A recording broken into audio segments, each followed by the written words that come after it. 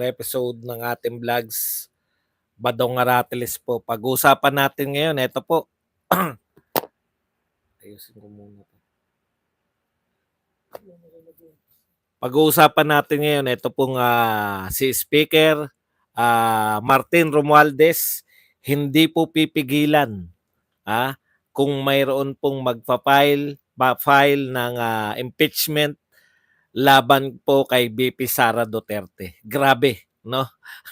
Grabe talaga po. Nakakagigil 'tong mga balita na ganito, no?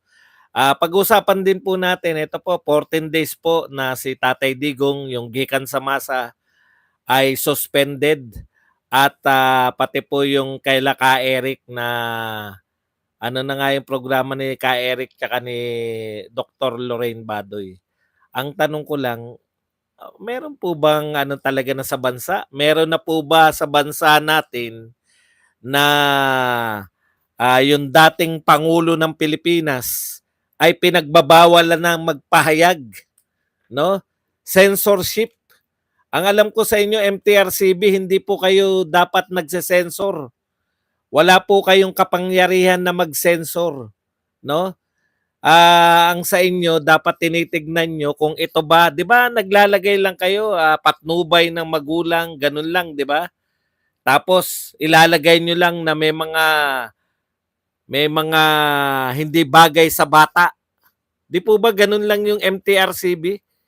Bakit may mga suspension? Iba po yung dapat yung tingin ninyo dito sa programa nila Vice Ganda at saka sa programa ng Pangulo ng Pilipinas, dating Pangulo ng Pilipinas. Hinalal ng mamamayang Pilipino yan, no? Tapos pagbabawalan nyo nang wala namang kayong basehan, kundi mga reklamo lamang ng reklamador lahat ng mga yan. Reklamo dito, reklamo dun. Yung nagreklamo na yan, matagal na po nagrereklamo yan. Hindi ka pa tao, Soto, no?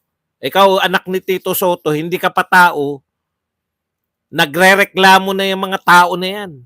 Tapos sasabihin nyo, dahil may nagrereklamo sa gikan ng masa, si President Duterte, presidente ng Pilipinas yan. Binoto yan ng tao. Masyadong, no? Pipigilan nyo magsalita ang dating presidente? Anong gusto ninyo talaga mangyari sa Pilipinas? Grabe, yung atake, yung walang patumanggang atake sa mga Duterte, hindi nyo kayang pigilan. Pero yung atake, yung kaisa-isang pwedeng pagsalitaan ng mga Duterte, inaatake pa ng lahat. Malupit talaga itong mga to, no? Talagang okay. Yan po ang pag-uusapan natin, pero bago yan, kung bago ka pa lang dito sa ating channel, mag-subscribe ka na.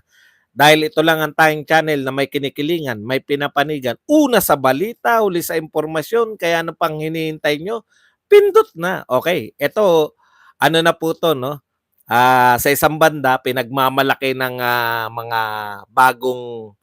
bagong mga vlogger nito ni Martin Romualdez na opo, may mga bago siyang vlogger, yung mga chismosong vlogger na wala namang alam. Ikaw Rendo ng tinutukoy namin. Wala ka namang alam kundi i-chismis yung mga artistang babae, no?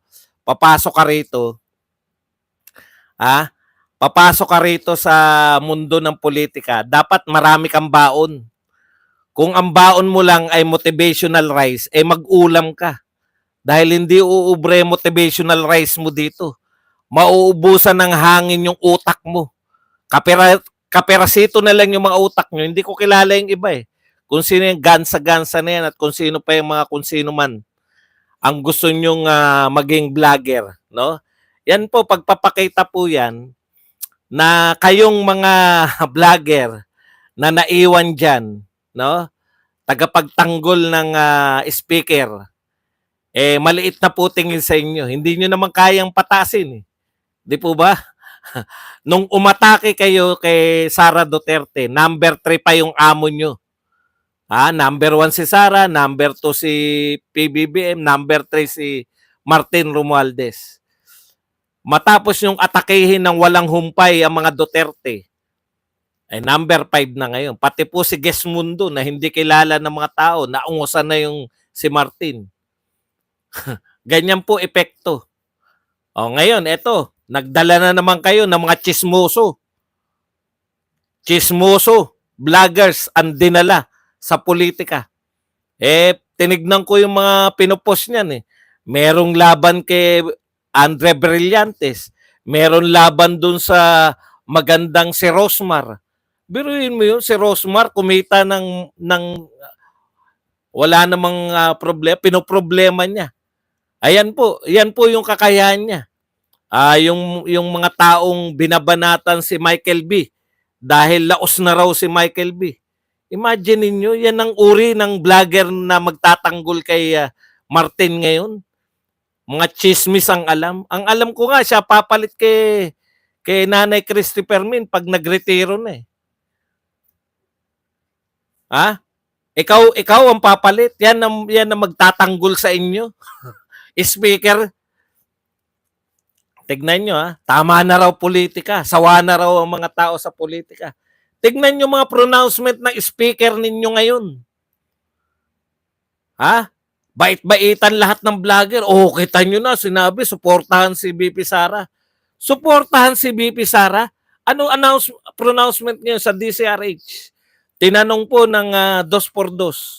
Ito po si Anthony Taberna at saka po to si Baha, no? Nilinaw po, inulit pa ni Baha kasi iniiwasan yung tanong. Ang tinanong, kung may magpa-file ba ng impeachment na alam natin na naghihintay lang ng hudyat. Hudyat lang po yan, may nakakasana eh. 'Di ba naawat nga lang dahil sinabi ni Pangulong Marcos? Anong sinabi ni Pangulong Marcos? Hindi naman natin gustong i-impeach si BP Sara. Ngayon, balik na naman po yung usapan sa impeachment. Dahil dito, dalawa po ang atake, no? Yung isa, sinasabi na igalang natin sa BP Sara mula po sa statement ni Martin Romualdez. Sa isang banda naman, sa statement niya bagong-bago ngayon lang, no? Statement niya ngayon, hindi niya pipigilan pag may nag-file ng impeachment. Anong uri ng ano yan? Anong uri ng double talk yan? Suportahan si BP Sara, suportahan pala yung impeachment? Pwede mo naman sabihin kung tinanong ng DCRH. Kung ikaw gusto mo talaga ng katahimikan, kung ikaw talaga gusto mong igalang yung Vice President, pwede naman mo naman sa interview ng DCRH, kahit na sila syempre nang i-intriga, di ba? Pwede mo naman sabihin doon na nagsalita na po ang Pangulo, ayaw po natin ma-impeach ang ating Vice President. Hindi. Ang sinagot mo, antindi. May proseso po. Umiikot pa may proseso. Pag may nag-file, babasahin natin. Ano ibig sabihin nun? I-entertain, hindi pipigilan, dadaan sa proseso. Di ba ganyan din yung confidential fund? Diyan din nagsimula sa mga pronouncement nyo na idadaan sa proseso, idadaan sa mga kung ano-anong pag-aaral. Yan po, mahal na Pangulong Marcos. Nakita nyo, akala namin, sinabi nyo na ayaw nyo na ma-impeach si BP Sara. Ibang klase po talaga ang power nito ni Martin Romualdez. Nagsalita na yung Pangulo na ayaw niya ma-impeach.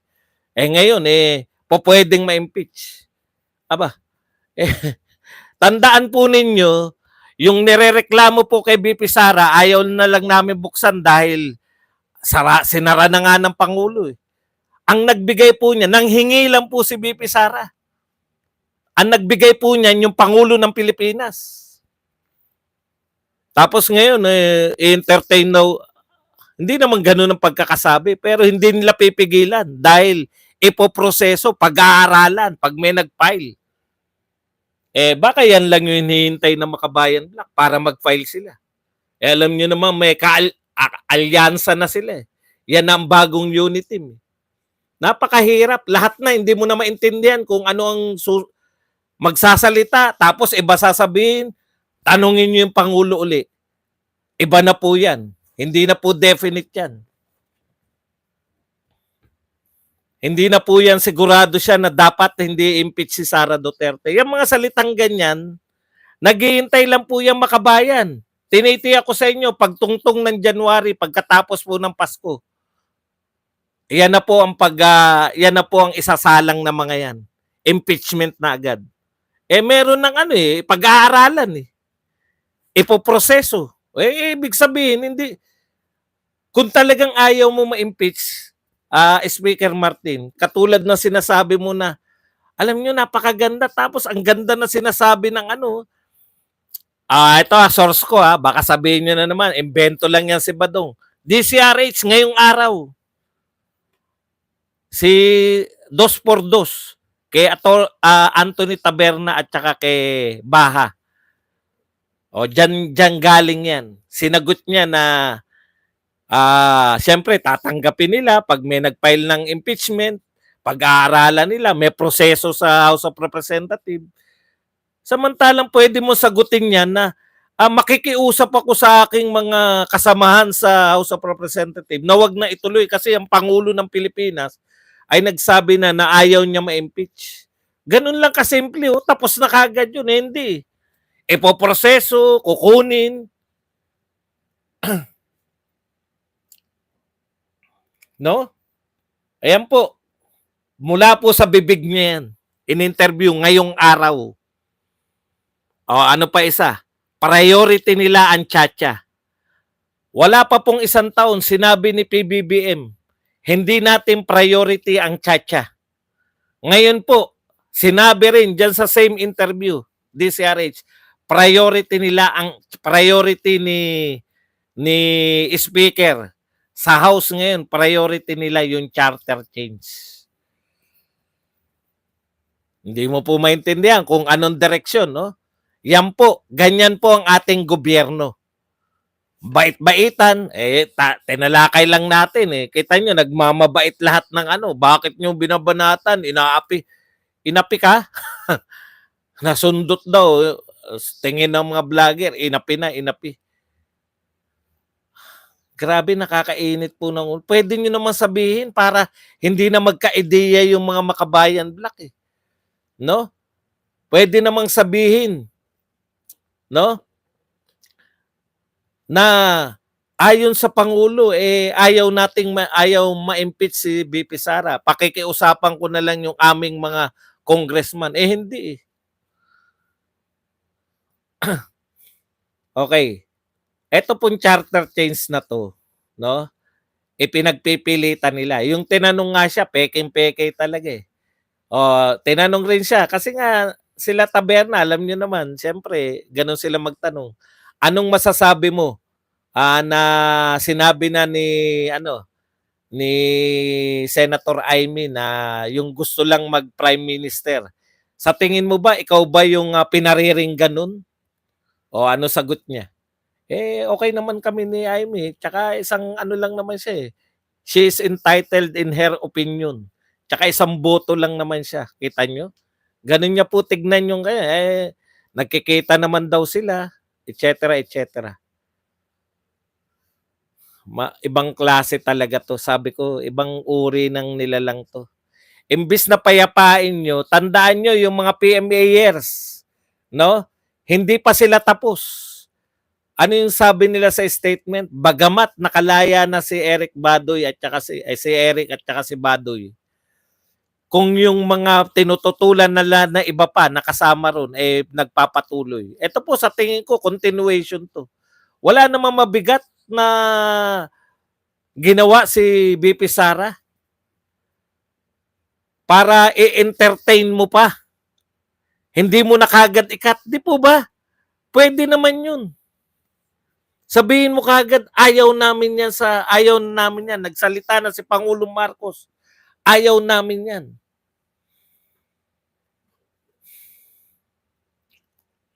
Ang simple-simple lang. Kung tinanong ka tungkol sa impeachment, sabihin mo lang ayaw ni Pangulong Marcos, susunod kami. Hindi eh. Parang nagbibigay pa siya ng ano eh. May naririnig kami na magpapile yung Makabayan. Okay, isa pang nakakagulat, no? Gikan ng masa. Si Loren Badoy at saka yung laban ng masa ba? Laban para sa masa. Suspendido po na 14 days. Alam po ninyo, malaking usapin yung suspended yung anong tawag dito? Yung kay Vice Ganda, ano na nga yung programa ni Vice Ganda? Basta yun. Okay. Suspendido. Di ba? Showtime. Paano mo hindi suspended yun? Nanonood doon mga bata. Tama lang yun i-suspend dahil lang nanonood doon mga bata. 'Di ba? Tapos kumuha ng cake, nilapirot yung dinaliri yung bibig, nilaro-laro yung cake sa bibig. 'Di ba? Pagpapakita yun ng mga kalandian, kababuyan. Pagpapakita yun ng para nagsubuan yung dalawa. Huwag na tayo maglihiman kung bakit sila dapat suspended. Dapat suspended yung Showtime. Pero yung dating Pangulo na nagpapahayag ng kanyang mga political stand, no? Nagpapahayag ng mga saloobin niya sa politika. At wala pong batang nanonood dahil madaling araw po yan. Bakit nyo sususpende yung Pangulo ng Pilipinas? Yung programa niya. Dahil lang doon sa reklamo ni Franz Castro? Nariyan na nga sa korte. Paano pag sinabi ng korte na walang basis yung reklamo ni Castro? Paano nyo babawiin yung suspension nyo? Hindi naman kayo censored. Bureau of Censor, wala pong Bureau of Censor tayo. Hindi na po dapat sinesensor. Tignan nyo nga yung MTRCB, ano ba ibig sabihin yan? Hindi ko rin alam. Motion TV, motion picture, television, rating, board. Yan ang alam ko. Rating lang kayo, i-rate nyo. Lalagay nyo ron pang adults. Political views. Hindi nararapat ang bata. Ano po ang bakit nyo isususpend? Ano yung sinabi ni Pangulong Duterte?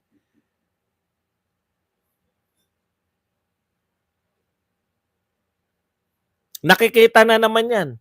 Kaisa-isa na lang po ang media. No? Wala po akong pakialam sa kaso ni Kibuloy, kung ano man ang kaso niya, haharapin niya yan. Malamang haharapin niya yan kasi kinasuhan siya ng kung ano-ano eh. Wala po akong pakialam dun. Ang pinakikialaman ko, isususpend nyo yung gikan ng masa. Marami kaming natututunan dun. No? Marami kaming mga ayaw ibalita ng media. Marami kami ron impormasyon na hinuhold ng media, ng pangkaraniwang media. Yung mga print and media. Hindi po nila binabalita. Diyan po namin natutuklasan. No? Kay Pangulo. Halimbawa po, yung mga ginagastos nila, yung pera dyan sa Kongreso, ano po ba masama na tawagin na most rotten? Yung po ba? Bakit po nyo isususpend? Sanay naman po ang mga Pilipino kay Pangulong Duterte. 6 na taon namin naging Pangulo yan. Bakit? Hindi naman po ngayon lang tao yan na nagmumumura o ano. Sanay na po yung mga Pilipino dyan. Naging 6 na taon na presidente, binoto ng mga Pilipino yan. Tapos Wala naman po kami. Maliban po dun sa nirereklamo ni Franz Castro, ano pa po ang sinabi ni Pangulong Duterte na mali? Opinion niya po yan. Hindi po siya nagbabalita ng facts. Nagbibigay siya ng opinion niya bilang dating presidente. Ibig niyo sabihin, dapat isa pati opinion ng mga tao. Yang programa na laban sa masa ni Ka Eric at saka ni Badoy at saka tong programa ni Gikan sa masa, opinion niya ng dating presidente. Opinion. Wala pong pwedeng makapigil sa opinion ng isang tao. Ano sinasabi niyong fake news yan? May fake news bang opinion? Opinion niya yun eh. Ang tingin ni Pangulong Duterte, yung House of Representatives, yan ang pinakabulok sa lahat ng ahensya ng pamahalaan. Wala pong makakapigil sa kanyang opinion. Hindi po nasusukat yun. Tingin niya yun eh. Oh, sino kayo para isuspende siya dahil dyan sa mga sinabi? Ano pa? Hindi ko maintindihan kung bakit nyo po kinakailangan. Dating Pangulo, wala kayong paggalang dahil na-pressure kayo sa sari-saring reklamo. Daig nyo pa yung YouTube. Buti pa yung YouTube na napapanood pa namin. Papanood pa ba SMNI sa YouTube? Alam ko, nakakapanood pa ako eh. Huwag kayong pa-pressure. Hindi po pwedeng nape-pressure kayo dyan. Hindi naman nananawagan. Nanawagan ba ng rebellion?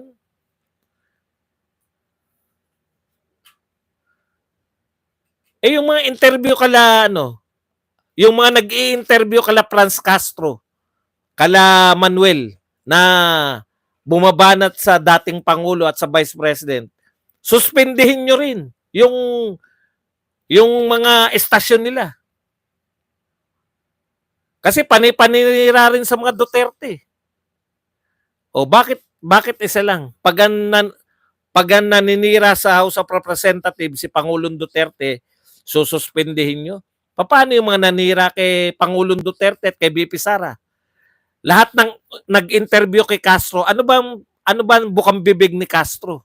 Anomalya. Si Duterte mamamat, 'di ba? Oh, bakit hindi niyo suspendihin yung mga GMA7, ABS-CBN? Lumalabas sila Castro diyan. Suspendihin niyo rin yung mga news nila. Ang lagay pag gumaganti si Pangulong Duterte ng kontra-atake, ang ibig nyo ba sabihin, pwedeng atakehin si Pangulong Duterte, bawal siya magsalita para ipagtanggulan sarili? Sino po nag-interview kay Pangulong Duterte para ipagtanggol yung sarili nila? Sino pong media nagtatanggol kay Sara Duterte? O kaya nga lumabas yan si Pangulong Duterte dahil pinalalabas yung magnanakaw si Sara Duterte. Bakit hindi nyo suspendihin din yung iba? Yung ibang network na nag-aakusa kay Sara Duterte na may katiwalian. Yan ang problema sa inyo. One way kayo eh. 'Di ba? Masyado kayong mainit sa mga programa ng SMNI. Ayaw ninyong marinig yung panig ng mga Duterte. Direktan yung sinasagkaan. Totoo naman yung sinasabi ni Pangulong Duterte. Anong mali ron? Anong mali ron sa sinabi ni Pangulong Duterte?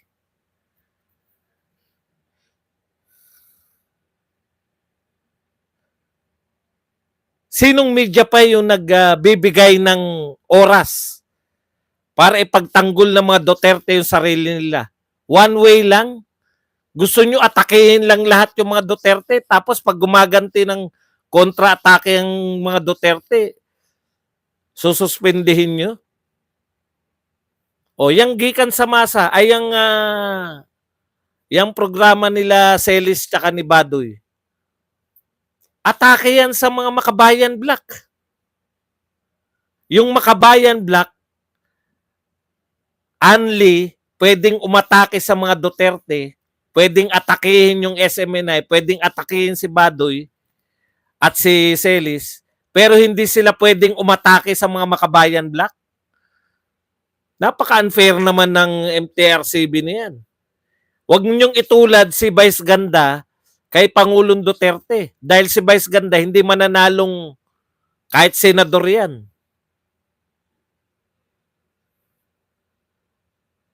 Lintik kayo. Sobra-sobra naman. O katulad nito, ano yung sinasabi niya ni Franz Castro? Hopefully, this marks the start of SMNI and the people behind it being made accountable. The authorities should look into the pattern and consistent red tagging, terrorist labeling for longer and more decisive measures. Red tagging na red tagging, pinagbibintangan. May kaso bang red tagging? O di suspindihin nyo rin tong News 5, yung nag-interview kay Franz Castro. Pinagbibintangan niya SMNI na red tag sila. Wala namang kasong red tagging. Bakit hindi nyo suspendin yung News 5? Nagbibintang na nagre-red tag yung SMNI. Wala namang kasong red tagging. O, di ba? Hindi po pwedeng one way lang ang demokrasya. Mga iyakin kayo. Kayo, NTRCB, magbitaw ka na riyan. Lala Soto. Kinorte na. Hintayin mo muna yung sinabi ng korte bago mo isuspindi. Ano to? That's unfair. Sobra-sobra na kayo, ha? Kala nyo yung taong bayan, ikasana po natin yan sa January. Wag na po tayo. At saka po, wag po kayo maghintay sa mga probinsya, yung mga ano po natin dyan. Yung mga kulto ni Digong sa bawat probinsya. Magpakita na po tayo. Hindi po pwede to. Only atake sila. Si VP Sara Duterte, walang patumangga, lahat ng mga media umaatake. Pag sumasagot yung mga Duterte, suspended. In-interview rin yung mga umatake sa Duterte, ha. Lahat ng uminterview kay Laila de Lima, isuspend nyo rin. Ano ba sinasabi ni Laila de Lima? Si Duterte nagpakulong sa kanya. O fake news yun. Isuspend din nyo.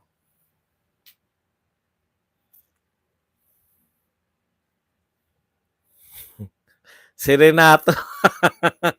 Pangarap mo ba? Si Renato, gusto mo ba? Gusto mo ba dumede?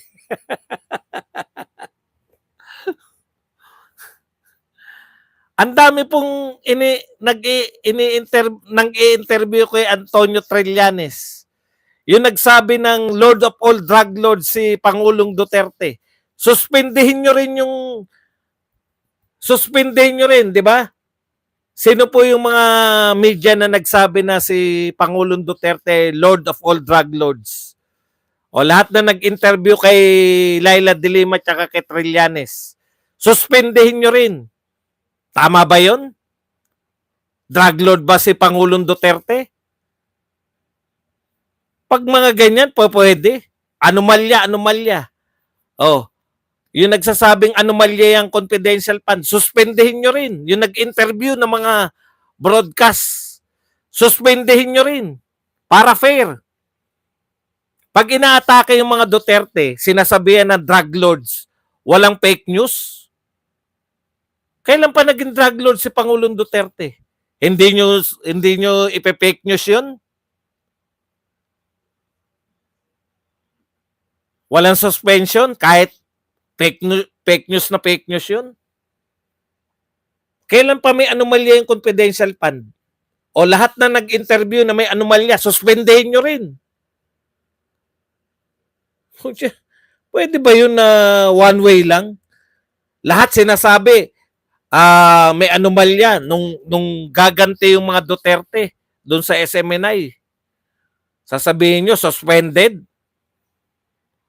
Bumaba ka na riyan, Lala Soto. Kumanta ka na lang.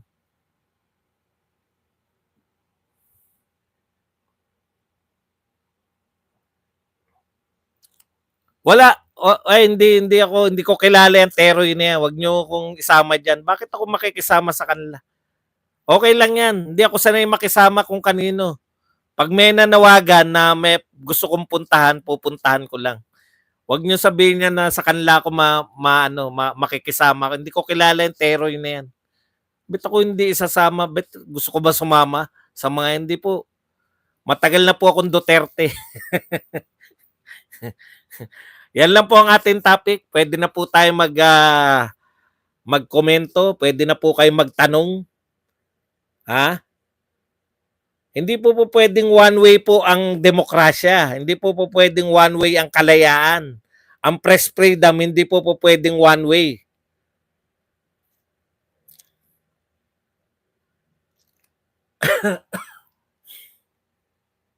No, hindi po pwedeng kayo lang atake ng atake. Pag bumawi yung mga Duterte, sususpendin niyo yung mga programa.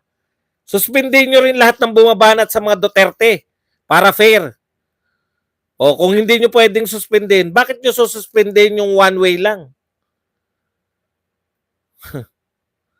Wala talaga to.